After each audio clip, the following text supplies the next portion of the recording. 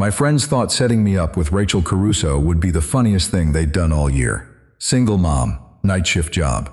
Showed up 12 minutes late in a jacket she'd grabbed off the back of a kitchen chair on her way out the door. Everything about her was supposed to be the punchline.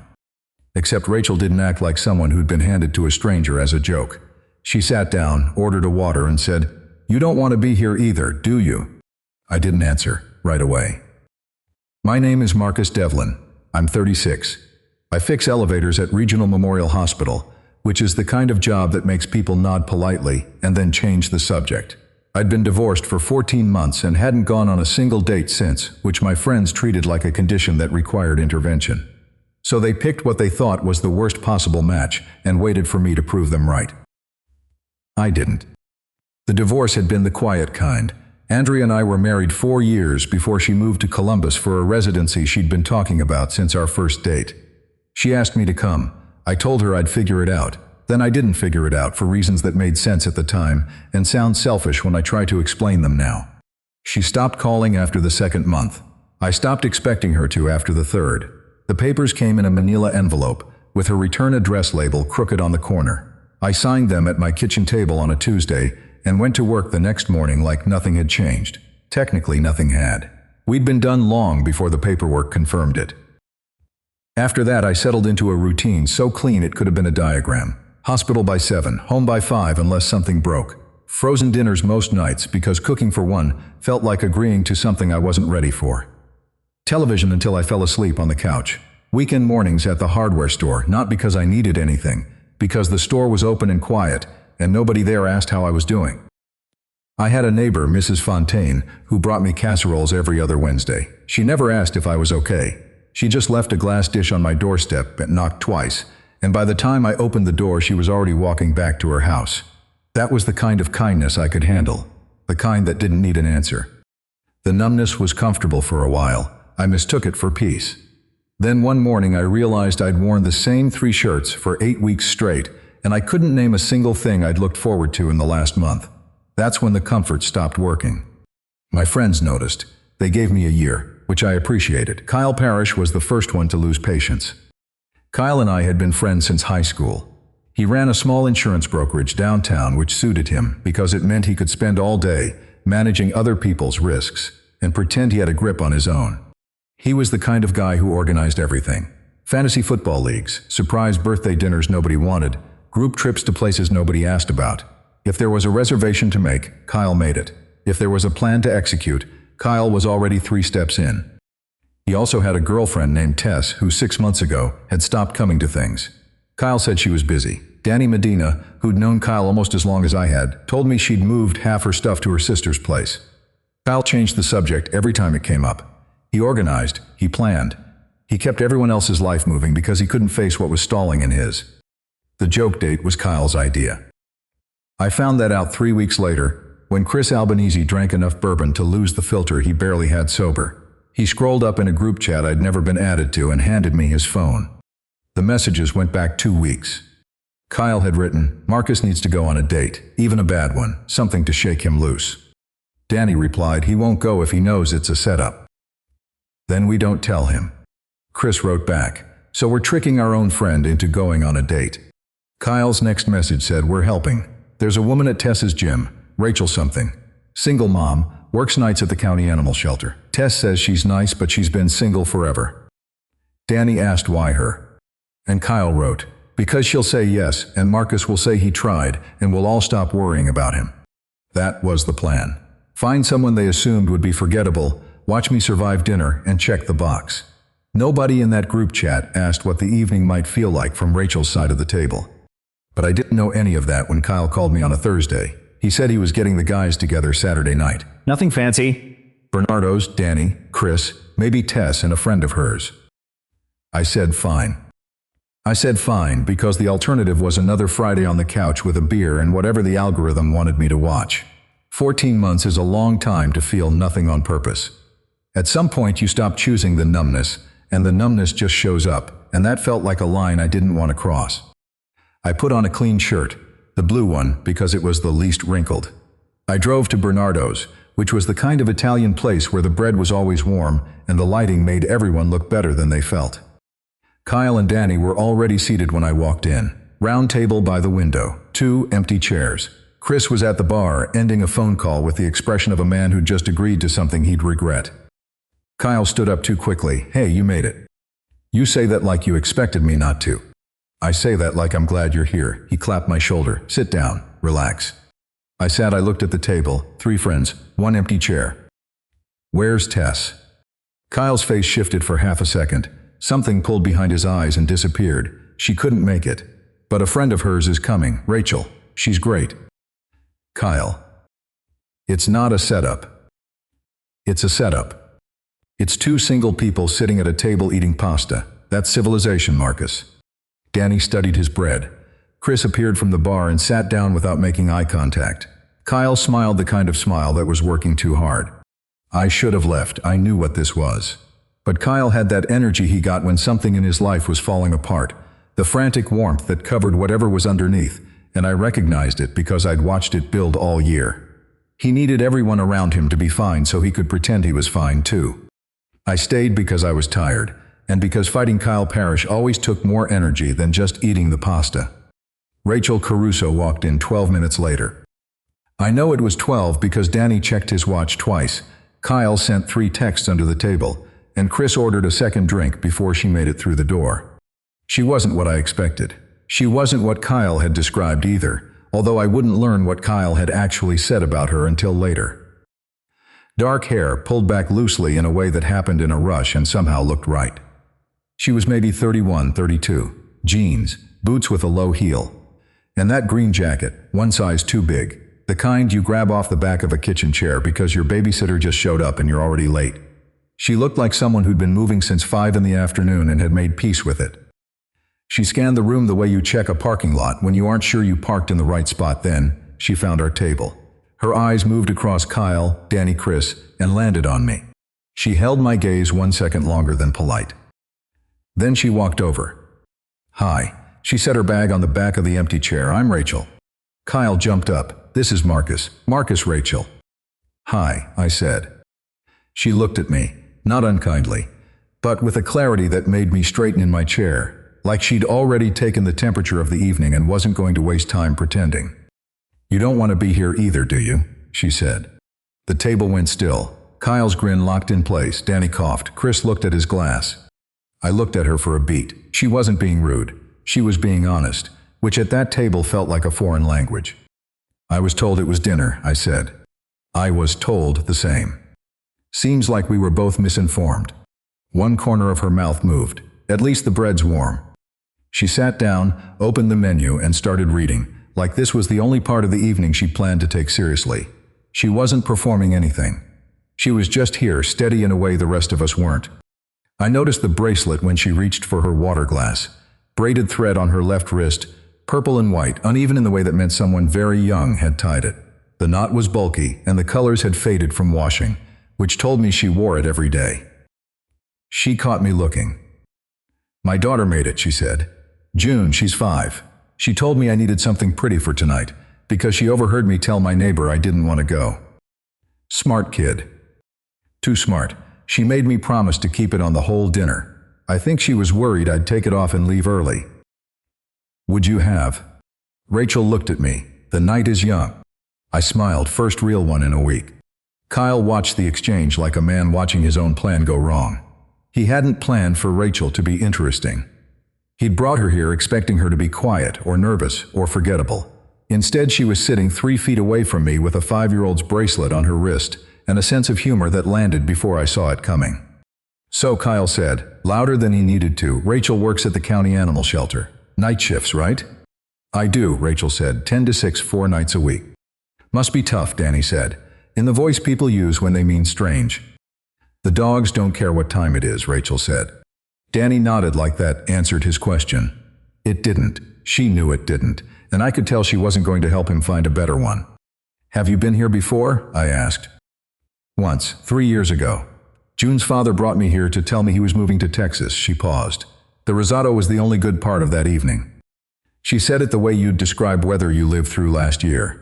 Processed, filed, and no longer requiring anything from the room. "How's the risotto now?" I asked. "Guess we'll find out." The waiter came. Rachel ordered the mushroom risotto. I ordered the chicken parmesan because it was the closest thing to where my eyes happened to be when I stopped reading the menu 15 minutes ago. Kyle's phone buzzed face up on the table. The screen said Tess. Whatever she'd written was short enough to read at a glance. Kyle picked up the phone and for 1 second his face went empty. Not angry, not sad. Just blank, like a room after someone leaves it. He put the phone in his pocket and picked up his wine glass. So Danny, tell them about the parking garage thing. Danny launched into a story. Chris laughed where he was supposed to. Kyle bounced his knee under the table the way he always did when he was trying hard to look relaxed. Rachel noticed me watching him. He organized this, she said, quiet enough that Kyle couldn't hear. I figured. He doesn't seem like someone who's having fun. I looked at her. She'd been here less than an hour and she'd already seen the thing I'd been circling for months. Kyle was managing everyone else because his own life was coming apart. And none of us had called it what it was because Kyle never left room for that conversation. I'd tried once, 2 months before the dinner. We were at Chris's place watching a game, and I asked him straight how Tess was doing. He said fine. I said I hadn't seen her in a while. He said she'd been busy. Then he got up, grabbed a beer, and changed the subject to Danny's truck needing new brakes. The door closed so fast I could feel the draft. No, I said to Rachel, he doesn't. She nodded once. Then she looked at me with something I couldn't quite read. For what it's worth, I don't think you need saving. What makes you say that? People who need saving don't know they're numb. You do. That's different. I didn't say anything back right away. The answer she deserved was bigger than what I could fit between the appetizers and the entree. The bread arrived. Rachel tore off a piece and passed me the basket without looking. A small thing. The kind of thing you only notice when someone does it without thinking, and you realize they've spent years making sure other people ate first. Kyle was telling a story about a client who filed an insurance claim for a trampoline accident involving a goat. Danny and Chris were laughing. Kyle was performing. Rachel was watching me watch Kyle, and when our eyes met, she didn't look away. Tell me something, she said. About what? About you. Not the elevator thing. Something Kyle wouldn't know to tell me. I thought about it. I could have said something safe, something light, the kind of answer you hand over on a first date like a business card. Instead, I told her about a delivery man who got stuck between floors at the hospital for 45 minutes and cried after the second slice of pizza. How I sat on the other side of the doors talking to him about his daughter's soccer game until maintenance arrived, because it felt worse to leave him alone with the silence. Rachel was quiet for a moment. You sat with him, she said. It felt worse not to. That's what I mean. The waiter brought the wine. Kyle poured for everyone without asking. Rachel moved her glass to the side and kept drinking water.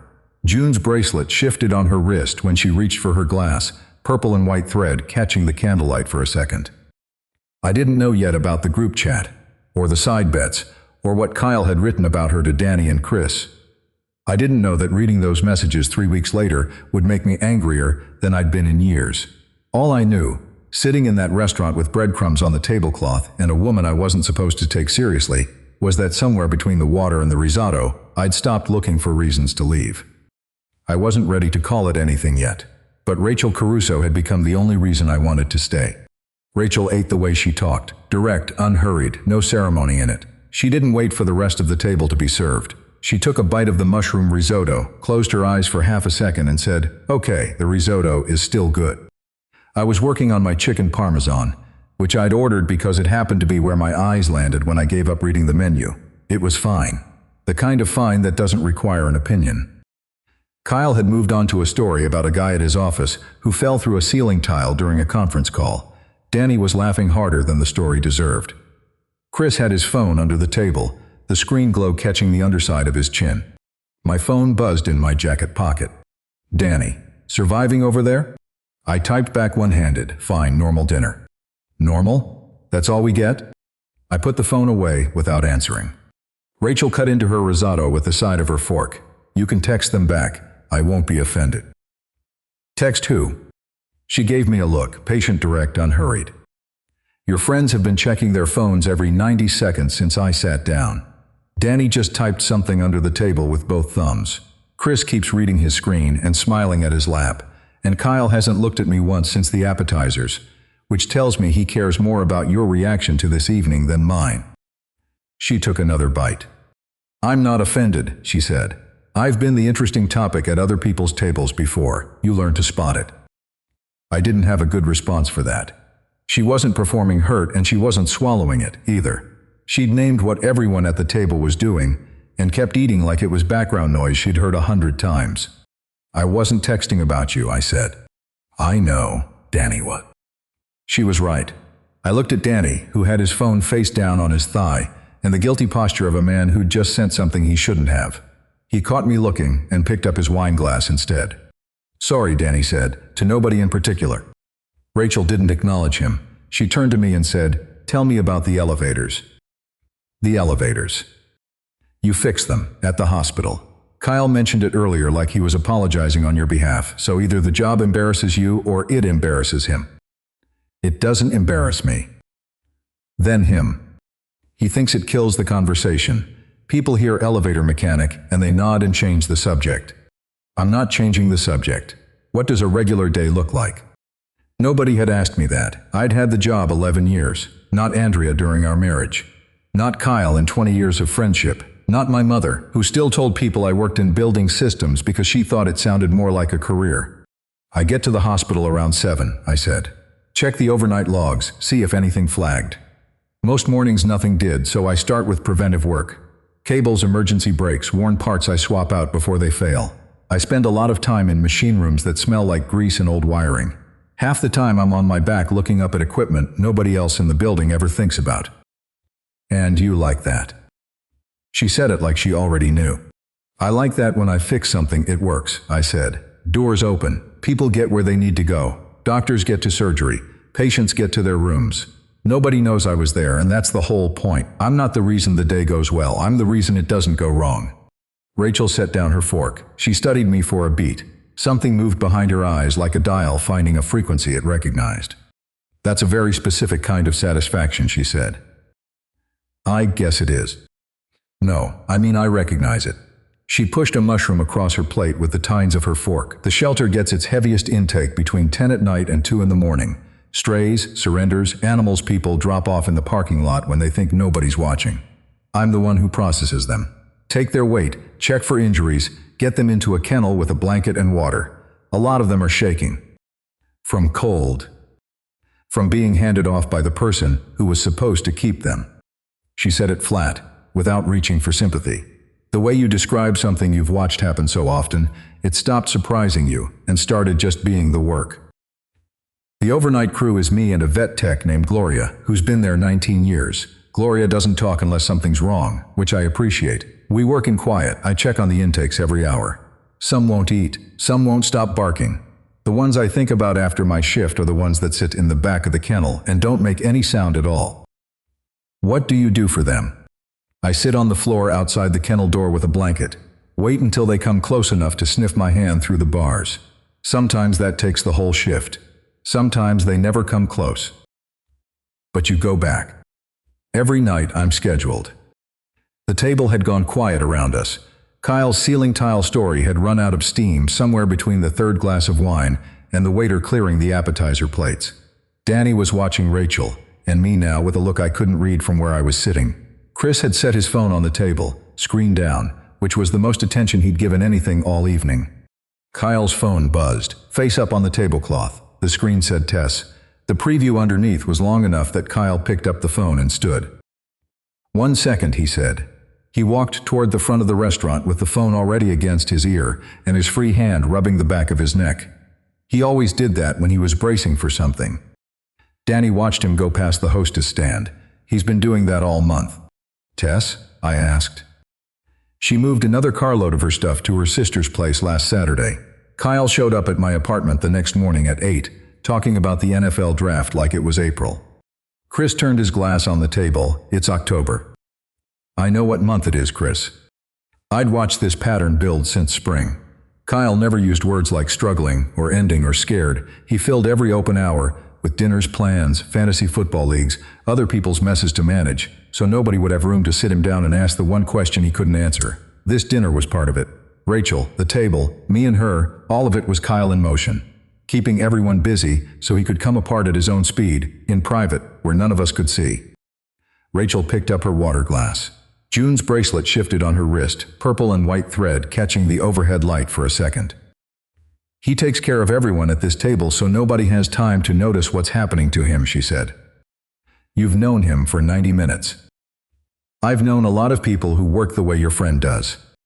She said it without cruelty or softness, the same flat honesty she brought to everything. She saw the room the way she saw the intake kennel at 2 in the morning, clear, unsentimental, no interest in polishing what was in front of her. Kyle came back to the table with the controlled expression of a man who just had a conversation he was never going to mention. He sat down and drained what was left in his wine glass. "Everything good?" Danny asked. "Great. Who wants dessert?" Nobody wanted dessert. Kyle was already signaling the waiter because ordering was another task, another piece of motion between him and whatever Tess had said, another thing to manage before he went home to an apartment she was emptying by the carload. The tiramisu came. Kyle ate with the focus of a man rehearsing a normal Saturday night. Danny told a story about his brother's wedding in Atlantic City that I'd heard twice before. Chris laughed at parts that weren't funny because that's what you do at a table where someone is hurting, and nobody wants to be the first to say it out loud. Rachel and I talked low while the rest of the table worked at being fine. If this story is doing something for you, subscribe. There's a new one every week. "Can I ask you something?" I said. "You've been asking me things all night. This one's different." She waited, took a sip of water. "Why did you come tonight? The real reason, not the polite one." She turned her water glass in a slow circle on the tablecloth. The condensation left a ring that spread into the white fabric. "My neighbor watches June on Thursday nights. She's 72. She falls asleep on my couch by 9, which gives me about 3 hours before I need to be home. Tess called me Tuesday and asked if I wanted to have dinner with some friends. I said yes because 3 hours outside my own house sounded like something I'd forgotten how to want." "Tess asked you." "She didn't mention you by name. I figured it out when I got here and saw one empty chair and 3 men looking at it." "You could have left." "I could have. June made me promise to wear the bracelet for the whole dinner, though, and promises to 5-year-olds are binding contracts." She glanced at the bread basket. "Besides, the bread was warm." I watched her face. She was looking toward the window now, her reflection layered over the dark parking lot. Something about her was steady in a way I kept circling back to. She'd been through things I didn't know about yet, and whatever those things were, they'd left her standing without leaving her closed off. I wanted to know what they were. I didn't think I'd earned that yet. "My daughter thinks I don't go anywhere," Rachel said, quieter now, almost like she was deciding in real time whether to keep talking. "She's 5, her world is small, but she watches me, Marcus. Kids watch everything, and I can feel her trying to figure out whether this is just what life looks like, or whether there's supposed to be more." She paused. "I go to work, I come home, I make dinner, I read her a story, I do it again. I chose this and I'd choose it again tomorrow. But June is starting to notice the things I leave out, the parts where someone else used to sit at the table, the parts where I used to laugh at things she's too young to remember." She looked at me. "I've got June, I've got work, I've got a house that stays standing. But there's a difference between managing your life and living it. And the fact that my 5-year-old can feel that gap scares me more than the money or the hours, or any of the other things people assume are the hard part." I let that sit for a second. "My ex-wife asked me once if I was happy," I said. "About a year before she left, Sunday morning, we were having breakfast. She asked and I said, yeah, of course. And she looked at me like I'd just confirmed something she'd been afraid of." "What was she afraid of?" "That I'd mixed up comfortable and happy. That I was going to keep mixing them up until she couldn't stand watching it anymore." "Was she right?" "She was right." Rachel gave a slow nod. She tapped the edge of her fork against her plate, thinking. "You know what caught me off guard tonight," she said. "What?" "I was ready to get through this evening. Be polite, eat the risotto, go home, tell my neighbor it was nice. That was the whole plan." "What happened to the plan?" She looked at me. "You asked about my job, like you actually wanted to hear the answer." That was the moment. Nothing dramatic happened when it arrived. She was telling me she'd noticed that I listened, and that being listened to had caught her off guard because it happened so rarely she'd stopped expecting it. I felt something loosen in my chest, somewhere behind the ribs, like a bolt that had been cinched too tight for 14 months decided on its own to give half a turn. Kyle put his card on the check. I've got this. Nobody argue. Nobody argued. Rachel stood and pulled on her green jacket. The same one she'd worn in, one size too big, grabbed off the back of a kitchen chair on her way out the door earlier tonight. She slung her bag over her shoulder and looked at the table. "Thank you for dinner," she said. Kyle gave a satisfied nod. Danny half-waved. Chris said something I didn't catch. I stood up without planning to. My legs carried me toward the door because staying at the table, while she walked to her car, felt like something I'd regret by 2 in the morning. The parking lot was cold. October in northern Ohio, the kind of night where your breath shows and the pavement looks wet even when it hasn't rained. Rachel pulled her jacket closed and stopped beside a gray Honda Civic. Through the back window, I could see the car seat, a purple strap hanging loose from the buckle. "I had a good time," I said. "So did I." She fished her keys from her bag, and I don't say that to be polite. I say it because I can't remember the last time it was true. She opened the driver's side door. Before she got in, she looked up at me. "June's going to ask me how it went. What should I tell her?" "Tell her the bread was warm." Rachel smiled. The real version. The one that reached her eyes and held there longer than she probably meant. She got in, started the engine, and pulled out of the spot. I stood in the parking lot and watched her taillights reach the main road, turn left past the pharmacy on the corner, and disappear. When I walked back inside, Kyle had his coat on and his receipt folded. Danny and Chris were at the bar finishing their drinks. Kyle watched me cross the room with something between hope and calculation in his face. "Well," he said. "Well, what?" "The date. How was it?" I checked my phone. 3 unread messages from Danny. The first said, "What's happening over there?" The second said, "Come on, give us something." The third was a question mark sent 40 minutes later. I looked at Kyle, at Danny, at Chris. "She's interesting," I said. Kyle's expression shifted. He'd built this evening expecting a different word. Something easy, something dismissible, something that let them all check the box and move on by Monday. "Interesting," he repeated. "Yeah." Danny glanced at Chris. Chris studied what was left of his ice. Kyle buttoned his coat with the slow care of a man already planning the next dinner, the next outing, the next thing to organize, so he'd never have to sit in the silence where Tess used to be. I picked up my jacket from the chair. I said goodnight. I sat in my truck in Bernardo's parking lot for a long time, with the engine running and the heat coming up slow. I didn't turn on the radio because the quiet still held Rachel's voice in it, and I wasn't ready to trade that for noise. She'd started telling me things at that table, careful things, the kind you only hand over when you decide the person across from you might be safe enough to hold them. But I could tell she'd only given me the edges. The rest of her story was somewhere behind her eyes, in the parts she'd chosen to leave out, and I wanted every piece of it. I called her on Sunday. I picked up my phone, scrolled to the number she'd typed in before she got in her car at Bernardo's parking lot, and pressed the green button before I could talk myself out of it. She picked up on the third ring. There was a sound in the background like a cartoon playing at full volume, and then Rachel's voice, clear over the noise. "Hey. It's Marcus." "I know. I saved your number." I didn't have a plan for what came after that. I sat at my kitchen table with a cold cup of coffee and listened to the cartoon in the background and felt like a man who'd dialed a number on purpose for the first time in 14 months. "Do you want to grab coffee sometime?" I said. "When?"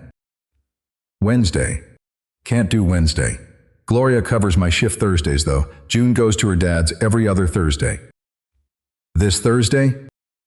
"This Thursday." That was how it started. 2 people finding an opening in schedules that didn't leave room for anything new. We met at a place called Rookwood's, a coffee shop on the west side of town that used to be a barber shop. The chairs still had cracked vinyl seats, and there were framed photos on the walls of men getting shaves in the 1950s. Rachel ordered a black coffee. I ordered the same because ordering anything fancier felt like showing off. We sat by the front window. It was raining. A steady rain, the kind that turns the pavement silver and makes everything smell like wet concrete and mulch. "June asked about you," Rachel said. "She doesn't know me." "She knows you were at the dinner. I came home Saturday night, and she was asleep on the couch next to Mrs. DeLuca, with half a popsicle melted into a paper towel on her lap. She woke up when I carried her to bed, and the first thing she said was, 'Did the man like your bracelet?' I looked at Rachel's wrist. The purple and white thread was still there. "What did you tell her?" "I told her he noticed it before he noticed anything else." She said it simply, like it was just the answer to a kid's question, but something about the way she held my gaze told me she knew what it meant, and she was letting me know she knew.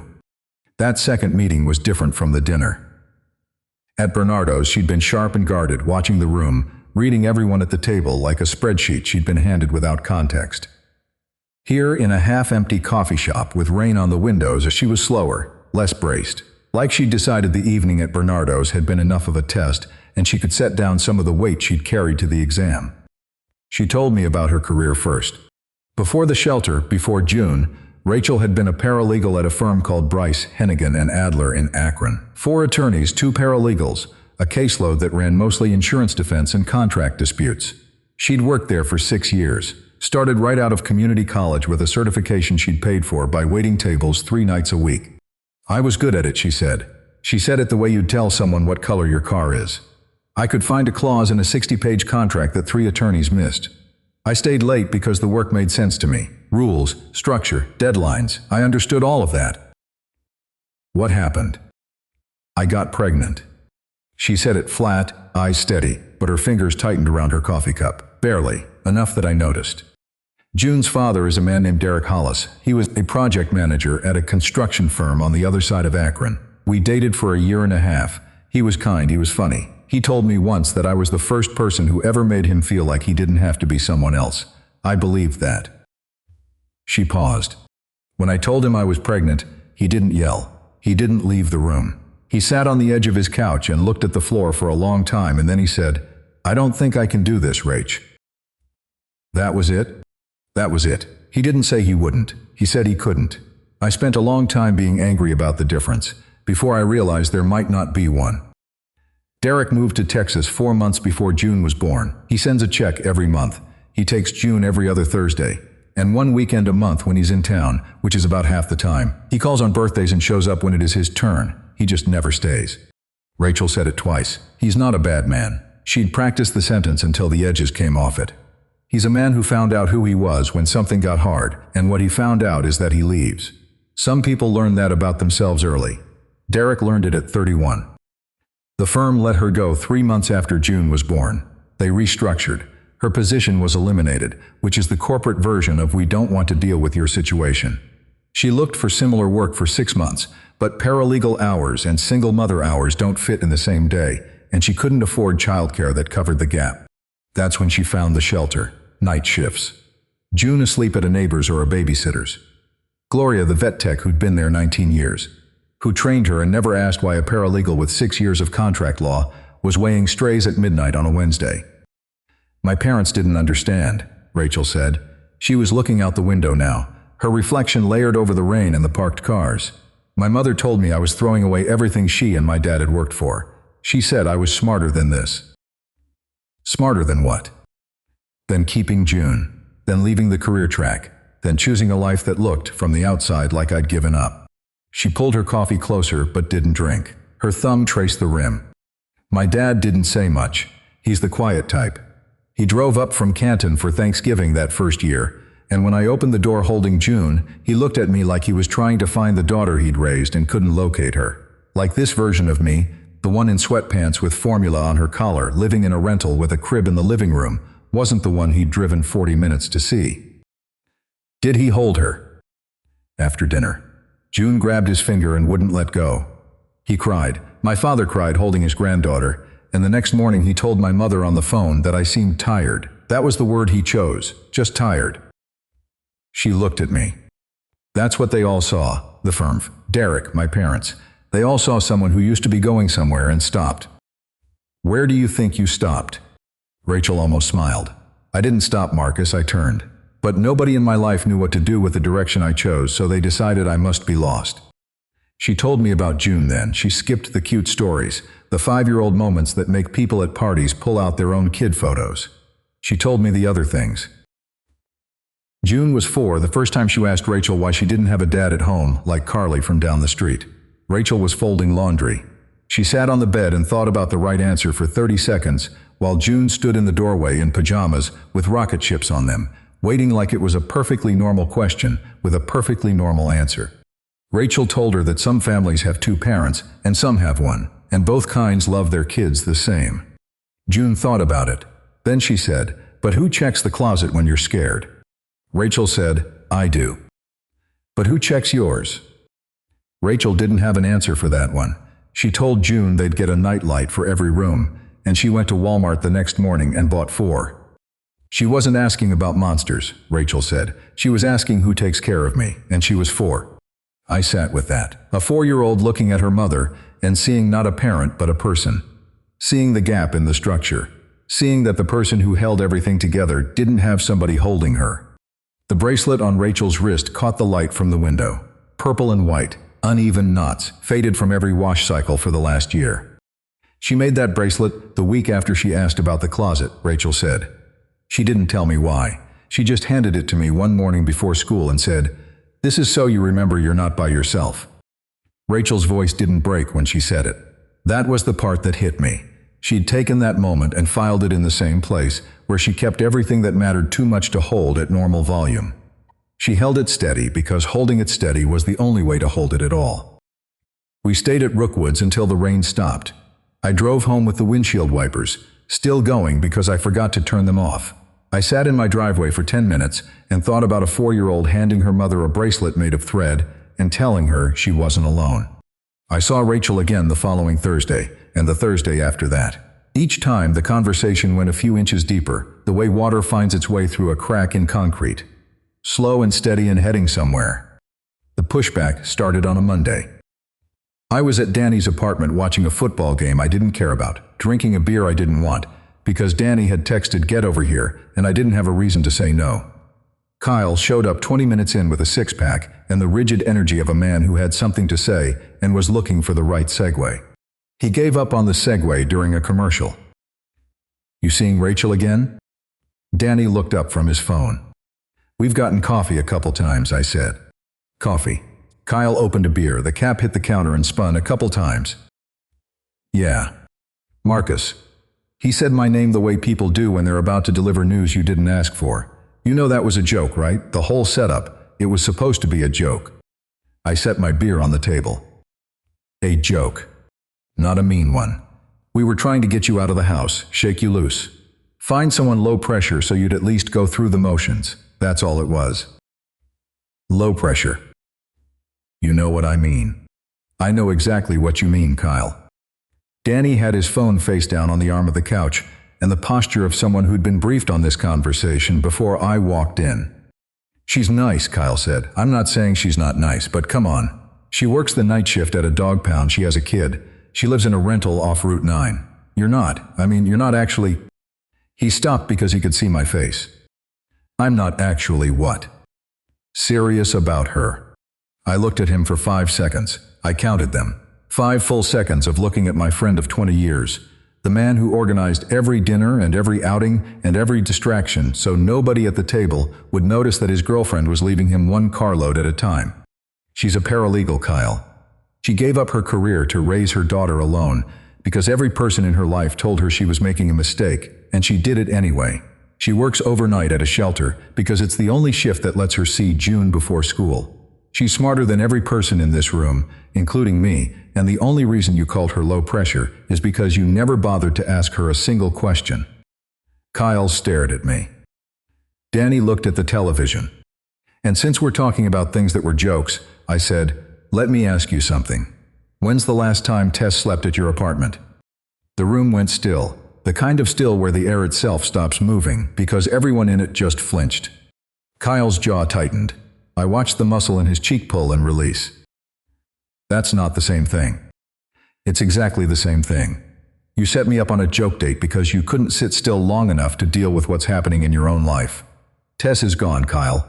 Danny knows it, Chris knows it, you know it, and instead of sitting with that for one night, you organized a dinner so you could manage my problems and pretend yours don't exist."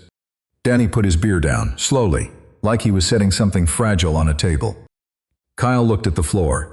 And the thing I'd been watching for months, the organizing energy, the constant forward motion, the 20-year habit of having the next plan already loaded, all of it stopped. For 3 seconds, maybe 4, Kyle Parrish looked like a man standing in an empty apartment with nothing left to arrange. "She's been at her sister's since August," he said. Quiet, almost to himself. "I keep telling people she's busy." "I know." She said I don't make room for anyone who isn't a project. He looked up, his eyes were wet, but he wasn't crying. He was holding that too, the way Rachel held the bracelet story. Steady, because it was all that was available. She said I manage people instead of loving them. Nobody said anything. The game went to halftime. The announcers talked about statistics that mattered to nobody in the room. Is she right? Danny asked, his voice careful. Kyle took a drink and looked at the ceiling. Yeah, probably. I didn't push it further. Kyle had said the thing he'd been carrying since August, and the room took it the way rooms do when someone finally stops pretending. Nobody tried to fix it, just the weight finding a surface to rest on. We watched the second half without talking much. Danny made a comment about a bad play. Kyle laughed, tired but real. When I left, Kyle followed me to the door. Hey, he said. I turned. I shouldn't have called it a joke. I looked at him. The man who'd organized my social life since high school, who'd been carrying everyone else's weight so he'd never have to set down his own. No, I said, you shouldn't have. He nodded once, then he went back inside. I sat in my truck and thought about Kyle saying Tess told him he manages people instead of loving them. I thought about Derek Hollis sitting on his couch and telling Rachel he couldn't do this. I thought about Andrea asking me if I was happy over breakfast and watching me get the answer wrong. 3 people who couldn't stay. 3 different reasons. And somewhere in the middle of all of that, Rachel Caruso was raising a 5-year-old who made bracelets out of thread and asked who checks the closets for her mother. I pulled out my phone and typed one sentence. Thursday still good? She replied in under a minute. Thursday's good. June wants you to know she made you something. I sat in Danny's parking lot with the engine running and the heater blowing and read the message twice. Then I put the truck in gear and drove home, and for the first time in longer than I could remember, I was driving toward something instead of away from the quiet. Thursday came and I spent 40 minutes standing in front of my closet before I pulled the blue shirt off the hanger. The same one I wore to Bernardo's. I pressed it with the iron I hadn't touched since Andrea left, hung it on the bathroom door while I shaved, and told myself I had a plan for tonight even though I didn't. I had a decision, which is different from a plan. Somewhere between reading June's message for the 3rd time and turning off the kitchen light the night before, I decided I was going to tell Rachel everything, the real version, the group chat I was never added to, the words Kyle typed about her to Danny and Chris, the way she ended up at my table, all of it. She deserved to know how that dinner happened. We met at Rookwood's. Our booth by the window, the one with the cracked vinyl where I'd first heard about Derek and the bracelet and the nightlights from Walmart. Rachel was already sitting when I walked in, black coffee in front of her, reading something on her phone with the focus of someone sorting through what matters and what doesn't. She looked up, smiled. "You're early," she said. I left early. That's not the same thing. No, it's not. She studied me. Her eyes moved across my face the way they did when she was reading a room. Unhurried, missing nothing. She set her phone face down on the table. "Something's different tonight," she said. I sat down. I put both hands flat on the table and looked at her, and I could feel everything I was about to say pressing against the back of my teeth like a sentence that had been building for weeks. "I need to tell you something," I said. Rachel didn't move. She held her coffee with both hands. June's bracelet shifted on her wrist, purple and white thread catching the light from the display case. Okay. I started at the beginning. The group chat I was never added to, Kyle's message. Marcus needs to go on a date, even a bad one. Danny asking why her. Chris handing me his phone 3 weeks after Bernardo's with the scroll already pulled to the top. I told her what Kyle had written about her, that Tess had mentioned her from the gym, that Kyle's exact words were she'll say yes and Marcus will say he tried and we'll all stop worrying about him. I told her the word Kyle used, low pressure. I didn't soften it. I could have framed the whole thing as Kyle being worried about me, Kyle not knowing what else to do, Kyle managing the way Kyle always managed. All of that was true. But true and complete are different things, and Rachel had spent enough of her life getting handed the polished version of situations that were ugly underneath. When I finished, I waited. Rachel didn't yell. She didn't push back from the table or reach for her bag, or say something sharp that would have kept the conversation moving. She went still, the kind of still that fills a room with pressure, because nothing is moving in the air anymore. She looked at the table, at her coffee, at the ring of condensation her cup had left on the surface. She traced the edge of it with her thumb. Low pressure, she said. Yeah, Yeah. that's the word he used. That's the word. She nodded, not at me, at something behind her own eyes, a confirmation of a thing she'd suspected, or half known, or filed away without examining, because examining it would have meant admitting that the evening at Bernardo's had a price she didn't set. I knew something was off, she said. The way Kyle watched you watching me, the way Danny kept texting under the table. I thought they were checking on you, like you were fragile, and they wanted to make sure the evening didn't break you. She paused. I didn't think I was the test. You weren't. I was, Marcus. That's what I was. The easy option. The woman who'd say yes because her bar was low enough that dinner with a stranger felt like a win. That's not what happened. That's what they planned. I didn't have an answer for that. She was right. What they planned and what happened were two different things, but one didn't cancel the other. The fact that I'd fallen for her didn't erase the way she'd been cast by people who never asked her a single question. Rachel picked up her bag from the back of the chair. She stood the way people stand when they've made a decision, and the decision is heavy enough that standing takes longer than it should. Thank you for telling me, she said. She meant it. I could hear that she meant it, but the temperature of her voice had dropped, and I knew the difference between gratitude and warmth, because I'd spent 14 months living inside the gap. She put on her jacket, the green one size too big, grabbed off the kitchen chair. Rachel. I need to go home, Marcus. I know. I'm not angry at you. She looked at me, clear eyes, steady hands, the calm that comes from having survived worse things than a man telling you the truth in a coffee shop. I'm angry at the version of me they assumed I was, the one who'd be grateful for a pity dinner and wouldn't notice what was happening around her. She walked out. The bell above the door rang once and settled. I sat in the booth for a long time. My coffee went cold. The barista wiped down the counter without asking me anything. Outside, the street was wet from a rain that had started while I wasn't paying attention. I didn't text her that night. I didn't call. I drove home and sat at my kitchen table in the dark and thought about Rachel standing up with her bag and saying, "Thank you," like she was closing a file she'd hoped would stay open. 3 days passed. I thought about what to do with them. I could call. I could write something long and careful and send it to her phone, words stacked on words, trying to make a case for why she should let me back in. But Rachel didn't need a speech. She needed to know the man sitting across from her at Rookwood's had actually been listening. And the only way I could think of to show that was to remember something she'd told me when she thought I wasn't keeping track. On Sunday afternoon, I drove to Walmart. I walked past the seasonal display and the paper towels and the electronics section, found the nightlights in aisle 14. I bought 4 of them, the kind that plug into the wall and glow soft white. The kind a mother buys at 7 in the morning after her 4-year-old asks who checks the closets. I drove to Rachel's house on Route 9, a small rental with gray siding and a porch with 2 chairs and a plastic table covered in markers. I'd seen it from the outside twice but never been inside. I set the nightlights by the front door, all 4, still in the packaging. I knocked twice, then I walked back to my truck and drove away. Mrs. Fontaine had taught me something without meaning to. The kindness you can handle is the kind that doesn't need an answer. A glass dish on the doorstep, 2 knocks, and she was gone before the door opened. I didn't know I'd learned that until I was already pulling out of Rachel's driveway. She didn't call that night. Monday, 14 hours later, my phone buzzed during my lunch break.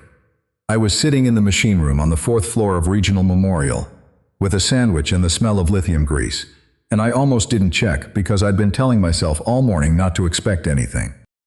One message from Rachel. June plugged one into her room, one in the hallway, one in mine. She hasn't decided about the 4th. I read it 3 times. I wrote back 1 line. Take your time. Tuesday she sent a photo of June holding the 4th nightlight in the kitchen doorway, wearing pajamas with dinosaurs on them, with the expression of a child conducting serious business. Wednesday she called. We talked for 40 minutes. She told me about a pit bull mix that came in Sunday night, a surrender from a family moving cross-country. The dog sat at the kennel door and watched the parking lot for 3 hours straight. She didn't mention the nightlights again. She didn't need to. She'd told me what I needed to know when she said June plugged one into her room. Thursday came again. I drove to Rachel's house instead of Rookwood's. She opened the front door. June was behind her, holding something in both hands with the careful grip of a person carrying something important. Purple t-shirt with a butterfly iron on that was peeling at the wings. "June has something for you," Rachel said. June stepped forward. She had the focused expression of a 5-year-old who has rehearsed a moment in her head and is now performing it for real. She held out her hand. A bracelet, braided thread, purple and white, tied in the same uneven knots as the one on Rachel's wrist. The colors were bright, because it was new. The knots were bulky, because 5-year-old fingers don't make small knots. "I made it," June said, "so you match." I knelt down and held out my wrist. "Will you tie it on?" It took her 3 tries. Rachel stood in the doorway with her arms crossed and her weight on the doorframe, and nobody said anything because the bracelet was doing the talking. I stood up, purple and white thread on my left wrist, uneven and bright. Rachel looked at me. I looked at her. June had already gone back inside, satisfied with her work the way kids leave a room after something that felt obvious and overdue to them. "Come inside," Rachel said. I did. We didn't talk about Kyle's group chat that night. We didn't go over what low pressure meant or who got cast as what. We sat in Rachel's kitchen while June drew pictures of dogs at the table, and Rachel made coffee that was too strong, and I told her about the 6th-floor elevator motor that had been grinding since March and the worn bearing I'd finally tracked down that morning. She listened. She asked a follow-up question about the bearing, and I watched her face while I answered and realized she was the second person in 11 years who'd asked me a follow-up question about my job. The first was a man stuck between floors who cried after the second slice of pizza. She handed me a cup without looking, the same way she'd passed the bread basket at Bernardo's, the small gesture of a person who spent years making sure everyone else eats first. By December, the routine had shifted. I still went to the hospital by 7. Rachel still worked nights 4 days a week. June still went to Derek's every other Thursday. But the spaces between those fixed points filled with things that added up to a shape I hadn't expected and wasn't going to name too quickly. I started leaving my jacket at Rachel's house because I was there often enough that going home without it stopped feeling like forgetting.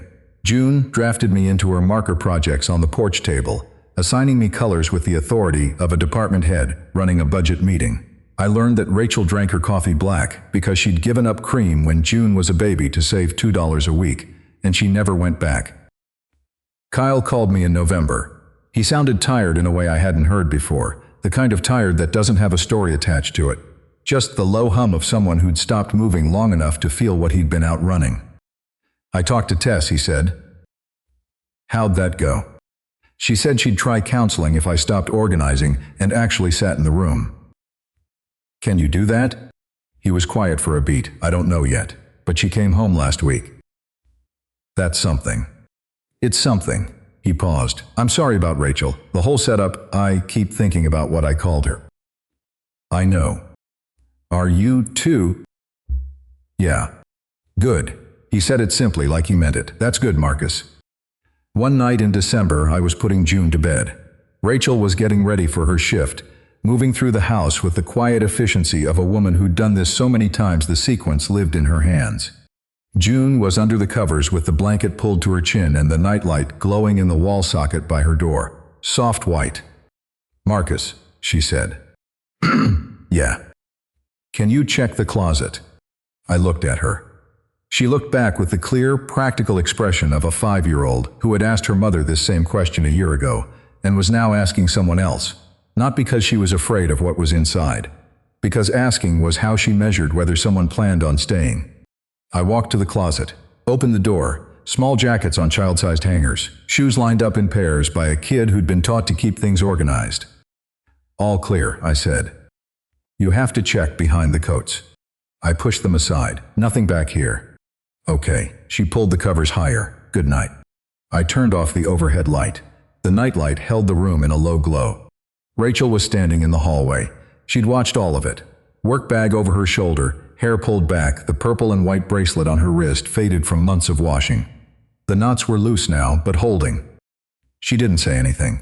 She put her hand on my arm as she passed, brief, barely there, and so specific it carried everything she wasn't going to say out loud. Then she walked to the front door and started her shift. I stood in the hallway and listened to her car start in the driveway. The engine caught and settled into idle. She backed out, and the headlights swept across the front window and disappeared, and the house went quiet. I walked back to the kitchen. Rachel's coffee cup was on the counter. My jacket was on the back of her chair. June's markers were capped and lined up on the table in a row. sorted by color, the purple one at the end. The bracelet on my wrist caught the kitchen light, purple and white, uneven knots, bright because it was still new. I poured a cup from the pot she'd left and sat at her kitchen table. 6 months ago, 3 men sat in a group chat and decided Rachel Caruso was the safe bet, the easy option. A woman who'd say yes and get forgotten by Monday. I haven't forgotten a single thing she's told me. I don't think I ever will. What would you have done if your friend set you up on a date they expected you to forget, and the person they picked turned out to be the most honest thing in your life? Have you ever been the one nobody expected to matter? Tell me in the comments. If you like this one, leave a like, subscribe, and I'll see you in the next one.